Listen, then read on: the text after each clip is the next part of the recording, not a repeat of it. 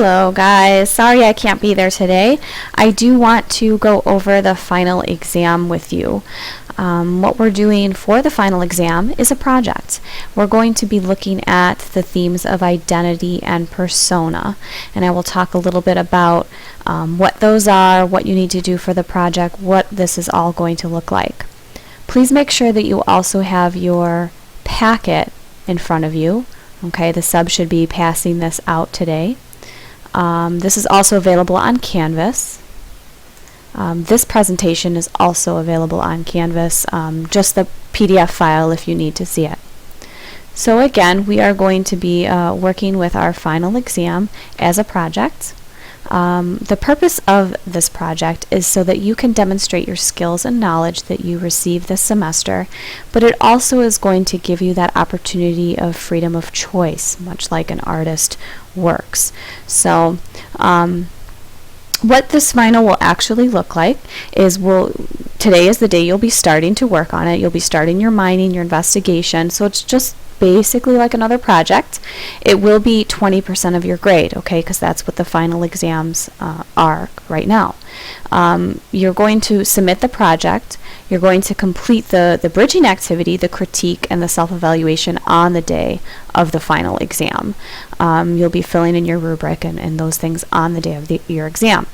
The one thing that I have been doing that some students have taken advantage of, and I really hope that you decide to take advantage of, is to submit the project on the actual last day of the the class.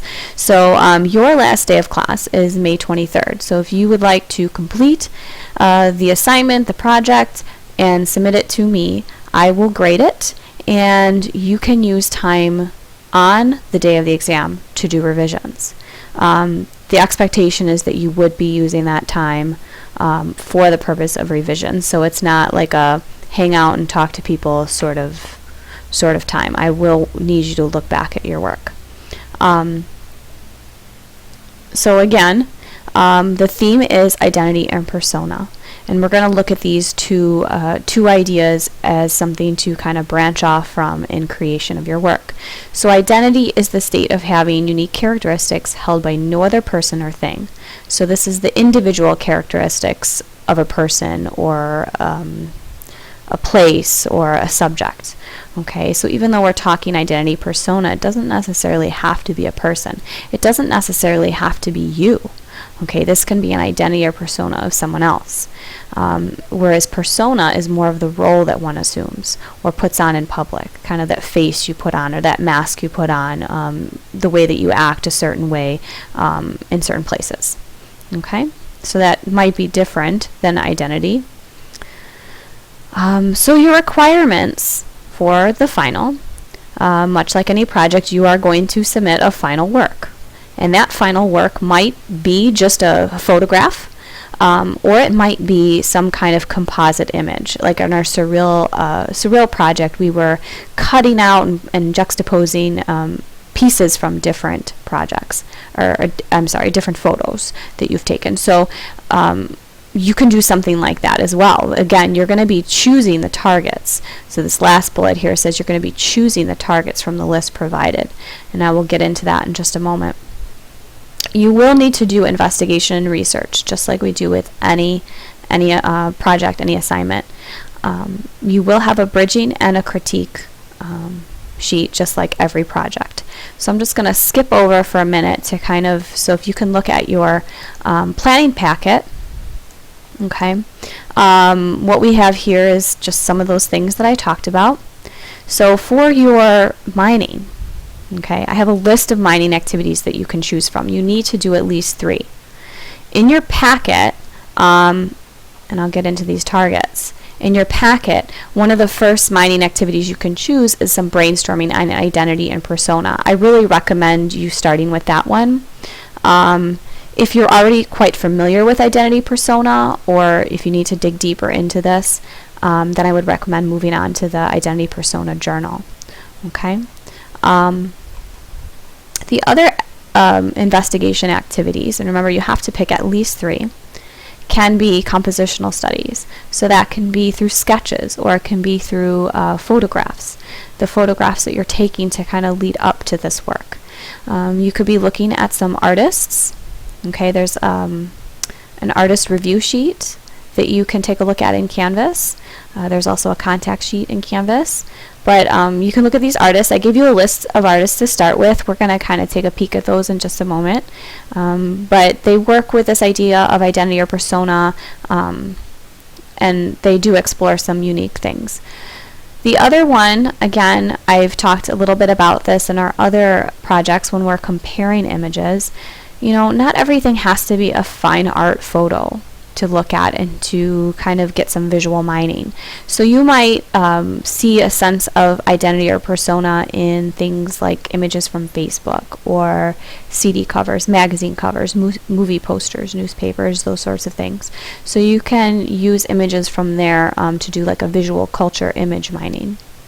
I already talked about the journal activity. The other thing, I've had a lot of students approach me with, how can I do this in Photoshop, or how can I do that?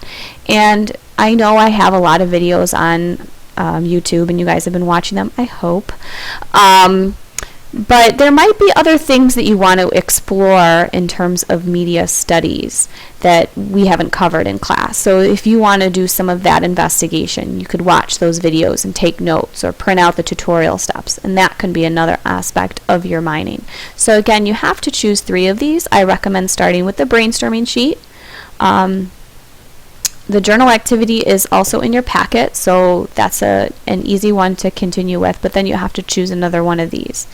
If you are doing a composite image, meaning you are taking multiple pieces from different photos that you've taken, because again, this has to be all original work, then you must do a contact sheet.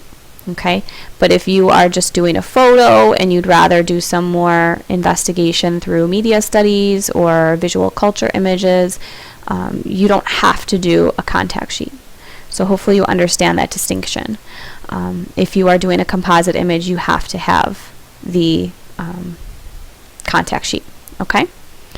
The next thing that you're going to have to do, and it would be good to go through this so you kind of have an idea of what you want to do or what you'd want to explore with, is that you will choose the targets. You can choose up to 3 targets that I can be assessing you on for technique and composition. So it is very important, and I will be stressing this again all the rest of this week and all next week like crazy, but you will choose the targets. So what I did is I put the list of targets, and then to the right of that, I included where I was assessing those targets, okay, in what project. For intensity, that was your color piece that we did, the color schemes and the. I just noticed that might be a little old there, but anyhow, so I have the target on the left, and I have where you used it in this semester, so that you can kind of get an idea. For composition, I did the same thing. Here are the composition targets that you can choose, and on the right, where I assess them. For the concept, okay, this is crazy because I don't think in my other classes I'm having them choose concept targets.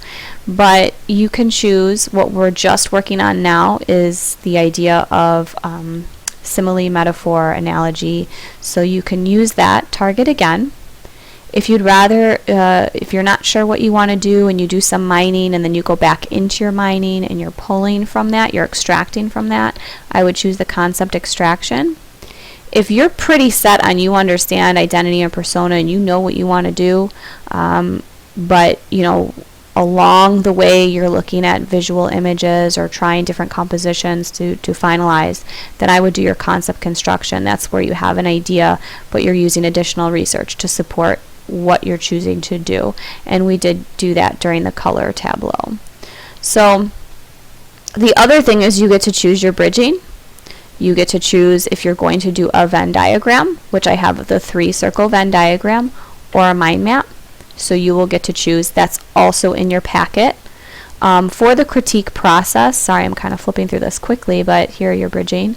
You will need to do all 4 steps of the critique process. So describe, analyze, interpret, evaluate. I've been breaking that down a lot for you, and not requiring you to do all 4 for every project. So you will be doing all 4 for this project.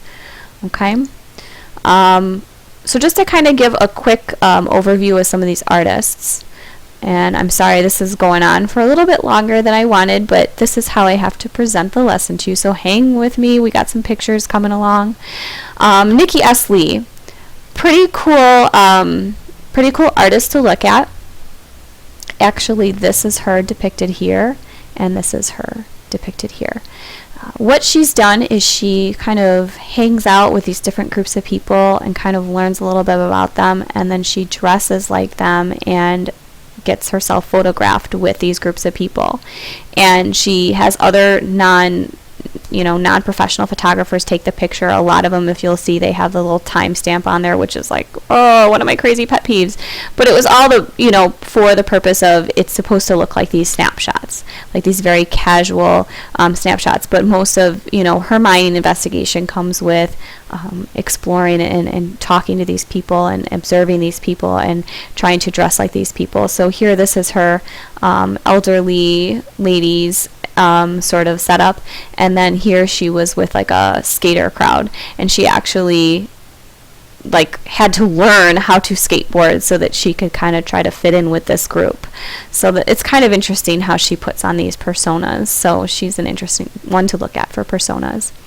Cindy Sherman is similar in the way that she puts on these personas, I guess, or these different characters. And all of her pieces, when you look at them, they're all her.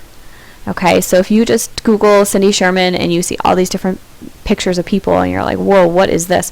They are all her. She has a whole room of, wigs and fake noses and costumes, and she sets herself up and will photograph, she has a timer or, a little remote, and she takes these pictures. So it's pretty neat. I really like this one because it kind of looks like a movie still. So I always use that one in my examples. Annie Leibovitz, you probably have seen her images and didn't know it. She is a very famous photographer. She takes pictures for Vogue magazine. She does a lot with famous celebrities, and she did this one series, and it was like this Disney series, and all these celebrities were these different characters. So I did add a link on there. It's really kind of cool to see the different celebrities dressed up as the characters, and just the beautiful color and lighting that she uses in here to create these sort of personas of these characters, but in a way also trying to capture the identity of these different celebrities. So it's really kind of neat. Li Wei has some interesting photos. I think I should have shown you a little bit more of his work during our surreal project, but he suspends himself from wires, and he photoshops the wires out. So these are a little bit more surreal pieces of work, but he kind of deals with some different things that are going on currently with overcrowding in China, and they're just really kind of fun. And if you wanted to deal with this metaphor, simile, analogy type thing, maybe you can kind of work and look at his work for inspiration. Cary Skarbacka is kind of the same way. He kind of always looks like he's about to be in an accident, but he obviously had to have been influenced by Li Wei, and he also suspends himself from these wires and then photoshops them out. So anyhow, I hope that this was a good introduction for you for this exam. Again, keep in mind that if you finish your work and submit it to me by the last day of class, I will spend my entire weekend grading them and giving you feedback so that you can revise on the day of your exam. Otherwise, it is expected that you are working on the exam the entire time if you are not revising it on the day of the exam. If you have any questions, I will be back in class tomorrow. So good luck to you guys, and please start your mining.